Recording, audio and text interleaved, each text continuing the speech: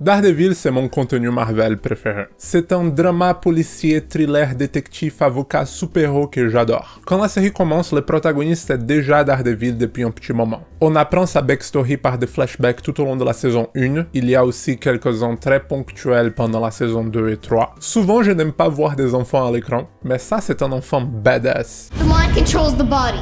The body controls our enemies. Our enemies control jack shit by the time we're done with them. Il ne m'énerve même pas. Pour ceux qui ne connaissent pas Daredevil, juste arrêtez de regarder cette vidéo et allez regarder la série. Mais pour ceux qui ne sont pas encore convaincus, je vais faire de mon mieux pour vous convaincre à la regarder. Il y aura inévitablement des spoils ici, mais je ne pense pas que ça va gâcher votre expérience. Daredevil est un super-héros Marvel. Cette série fait partie du MCU, l'univers des films Avengers. Je parlerai légèrement à ce propos tout à l'heure. La série se passe juste après les premiers films Avengers, quand moitié de New York est détruite par l'invasion alien. Mais rien de tout ça n'est vraiment important ici. Matt Murdock est notre protagoniste. Il est avocat de jour et super-héros de nuit. C'est un super-héros assez sérieux. Il blesse des gens, et pas de façon jolie. Mais il a quand même un code d'honneur. C'est qu'il n'arrive pas à achever avec la loi, il l'achève avec ses poings. D'ailleurs, il est aveugle et catholique. La série aborde des sujets qu'on ne voit pas trop dans les films. Encore une fois, c'est du sérieux ici, même s'il y aura éventuellement des ninjas. C'est une série qui m'attire spécialement parce qu'elle donne beaucoup d'attention aux scènes d'action.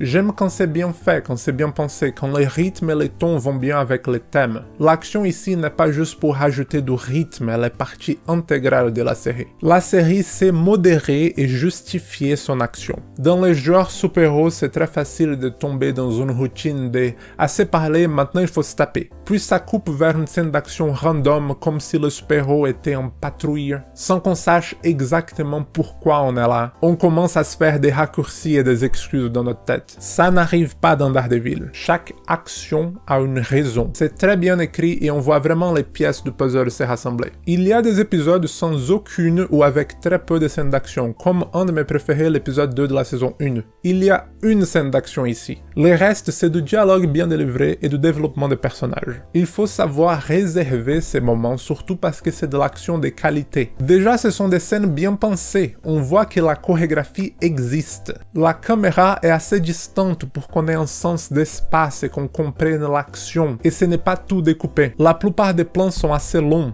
On comprend le combat. Ce ne sont pas juste des mecs en train de se taper. Ce sont des scènes créatives et souvent des prouesses techniques. Ça n'avait pas besoin d'être aussi bien, mais ça l'est. Chaque saison a un grand plan séquence et d'autres petits autour, mais qui sont tout aussi cool. Et ils sont une joie à regarder. C'est dur pour moi de choisir quel est le meilleur. Ils sont tellement bien. Il y a une crédibilité dans ces combats qu'on ne voit pas de partout. Ses mouvements sont très fonctionnels. Il ne fait pas tout plein de pirouettes juste pour faire joli. Il s'en fout, il est aveugle. Il utilise souvent des murs et des sauts pour donner plus d'impact à ses attaques. Il utilise la gravité à son avantage pour que ça fasse bien plus mal. Et il se prend des coups, il se fait mal. Il a des blessures qui durent plusieurs épisodes et des cicatrices qui restent sur sa peau au long des saisons. L'action, encore une fois, est bien pensée, ça a des conséquences. C'est fait avec du soin et c'est très appréciable. Charlie Cox est Daredevil tout comme Robert Downey Jr. et Iron Man. À ce point, c'est impossible de séparer l'acteur et le personnage. On le voit dans tous ses états dans cette série. Il y a des moments qui poussent vraiment sa performance. Son interprétation a des détails très intéressants. Par exemple, quand il parle avec quelqu'un et regarde tout le temps dans une seule direction. On dirait vraiment qu'il est aveugle. Ou quand il marche avec quelqu'un, il le tient toujours par les coudes. Ils ont donné beaucoup d'attention à son côté aveugle. Il a tous ces objets autour de lui qui contribuent à son accessibilité. Parce que certes, il a des pouvoirs, mais il ne peut pas voir ce qui n'a pas de relief. Et en plus, il doit faire semblant qu'il est aveugle autour des gens. Quand il est dans son costume, il a une démarche complètement différente. C'est très défini, il est imposant. Il fait peur, ça ne ressemble pas du tout à un gentil. Quand il rentre dans une pièce, il marche doucement, comme s'il était en train d'absorber tous les éléments autour de lui. Il fait son investigation avec très peu de mouvements. La façon dont ses pouvoirs est représenté est très bien gérée, avec des ralentis et des effets anamorphiques et des sons. Ça compense les manques d'une vraie vision d'Daredevil. Il y a une seule scène qu'on voit d'après ses yeux et c'est tout ce qu'on avait besoin. Et j'aime que ce n'est pas un radar. Je suis un peu partagé sur son costume par contre. J'aime qu'il s'est créé par nécessité. Ce n'est pas son premier costume, il commence avec un truc tout moisi, mais badass, mais moisi quand même. Your outfit kinda sucks, by the way. Il n'a son vrai costume qu'à la fin de la première saison. Ce que j'aime vraiment de ce costume, c'est ses yeux. Il reflète la lumière de façon très creepy. Ce costume a l'air d'avoir inspiré très fortement Daredevil dans Marvel Ultimate Alliance 3. C'est basiquement le même, mais plus rouge. Et c'est ça ma critique principale, ça manque de rouge. Les noirs ne devraient pas être une couleur du costume, ils devraient être faits avec des ombres. Tout comme dans la couverture de ce comics, ça rend la chose plus clean. Le costume de la série est un peu trop tactique, un peu trop militaire à mon goût. Une couleur unie, ou au moins avec des différents tons de rouge, comme dans le jeu, ça réglerait tout de suite la chose. Ce qui est bien, c'est qu'il a passé beaucoup de temps sur son costume noir, même plus de temps que sur son costume rouge. Sur la 3e saison, il revient sur son costume noir, mais ici, il y a une petite ligne blanche sur son masque. J'adore ces détails parce qu'ici, son masque est fait d'après le voile d'une sœur. La série donne aussi beaucoup d'attention au personnage. Juste le concept d'un avocat catholique qui porte un masque et brise plein de lois est très intéressant. Surtout parce qu'il n'arrive pas à harmoniser ces deux vies. Ça humanise le personnage. Il est loin d'être parfait. Il est le pire des associés. Il est toujours en retard, il est souvent blessé, il fait plein d'excuses, il prend des décisions pour son cabinet sans consulter Foggy, son meilleur ami et associé. Be happy to represent you, Mr. Healy. What? Taking the case.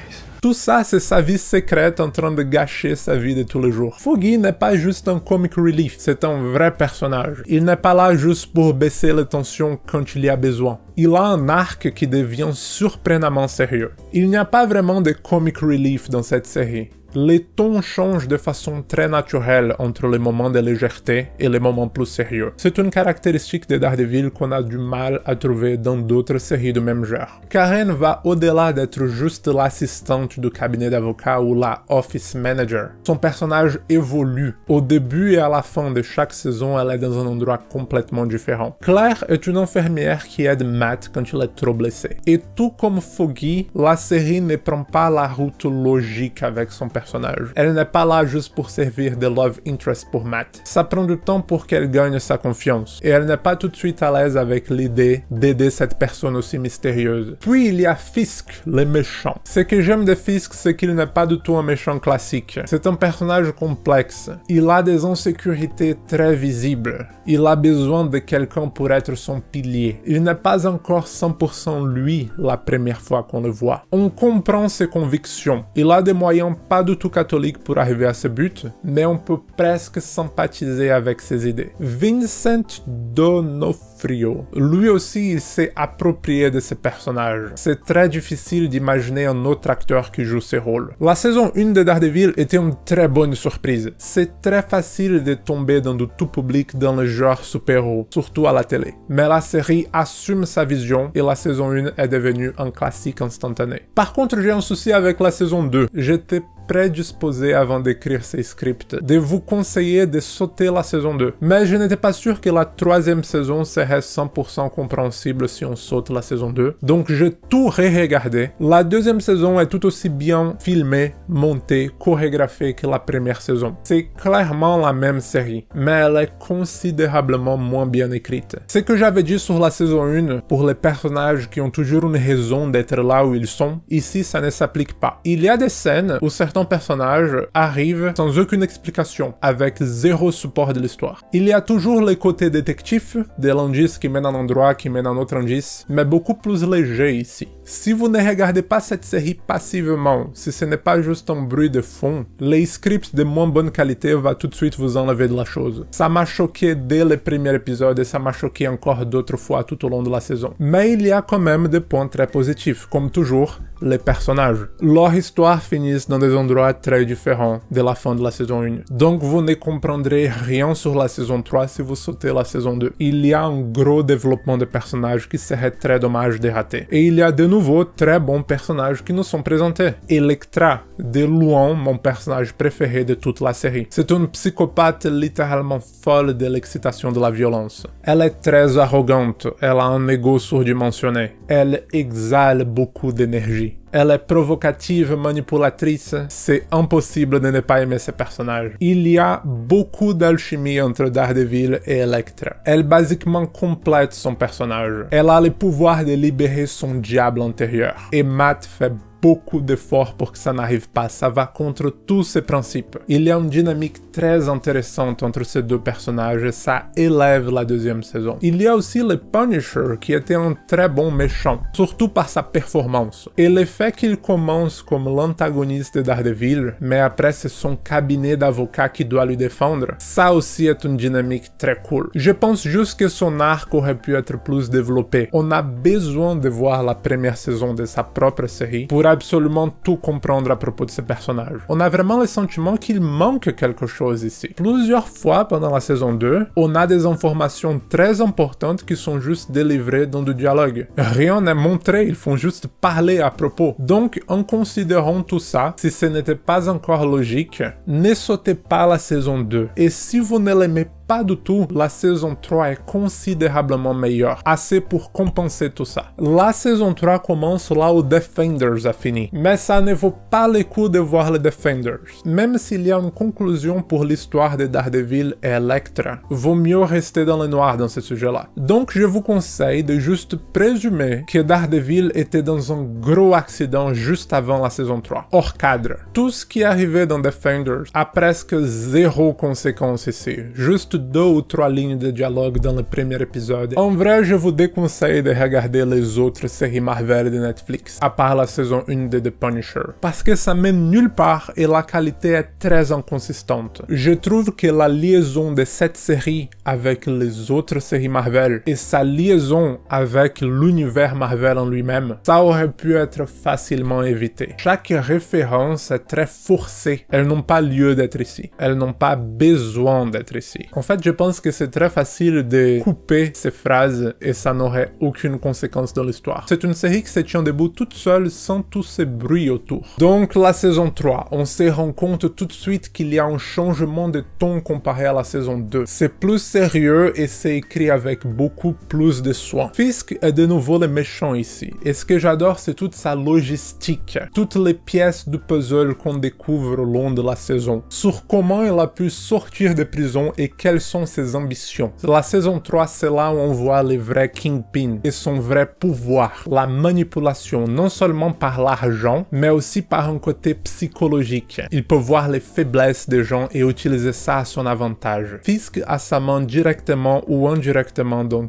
tous les personnages de la série. Ce qui nous mène au deuxième méchant, Special Agent Poindexter, ou Bullseye dans les comics. Je ne pense pas qu'ils disent son nom tout au long de la saison, mais c'est pas grave. Je ne connais rien à propos de ce personnage hors sa présence dans cette série, mais j'ai quand même l'impression que c'était une interprétation assez différente de celle du comics. Il est visiblement une personne troublée. Quand on le voit pour la première fois, on le trouve assez charismatique, mais puis quand on apprend à le connaître, il devient très détestable. Vers la fin, on voit à quel point c'est une personne moisie. Agent Nadine, c'est un nouveau gentil. Il est la colle qui rassemble tous les éléments de cette saison. Lui et Poindexter font partie du FBI et c'est très cool de voir les points de vue de la police au milieu de tout le contexte de cette saison. C'est assez passionnant. Pour les personnages qu'on connaît déjà, ça c'est la saison avec le plus de développement de personnages. On voit enfin la famille de Foggy et on apprend la backstory de Karen. On voit aussi plus sur l'enfance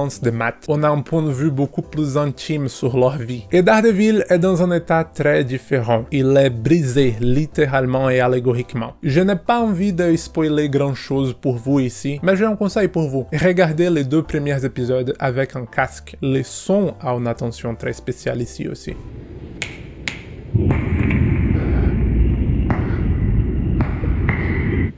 Il simule ce que Matt entend. Et c'est vraiment cool. Les seuls points négatifs en question de personnage que je peux penser, c'est que Claire n'est pas revenue malheureusement. Dans la saison 3, le combat est beaucoup plus créatif. Le pouvoir de Poindexter, c'est qu'il sait très bien viser. Il improvise des projectiles avec des objets de tous les jours. Même avec un revolver, il ne l'utilise pas de façon ordinaire. Son costume est en fait une copie du costume de Daredevil, ce qui rajoute au niveau de détestable de ce personnage. Il pollue ces symboles. Et quand c'est Daredevil qui est présent dans une scène d'action, c'est une évolution logique de la saison 1 et 2, mais clairement au niveau bien supérieur. J'ai menti tout à l'heure. C'est très facile de choisir quel est le meilleur plan séquence, et c'est celui de la saison 3. C'est une échelle beaucoup plus grande que celle des autres deux. Il utilise ses pouvoirs de façon très originale, et il y a même un moment de pause avec du dialogue. Être capable de jouer une scène au milieu de l'action aussi intense, sans que la caméra coupe, c'est juste un autre benchmark du talent de Charlie Cox. Depuis un petit moment, il y a des rumeurs comme quoi Daredevil reviendra pour une saison 4 sur Disney+,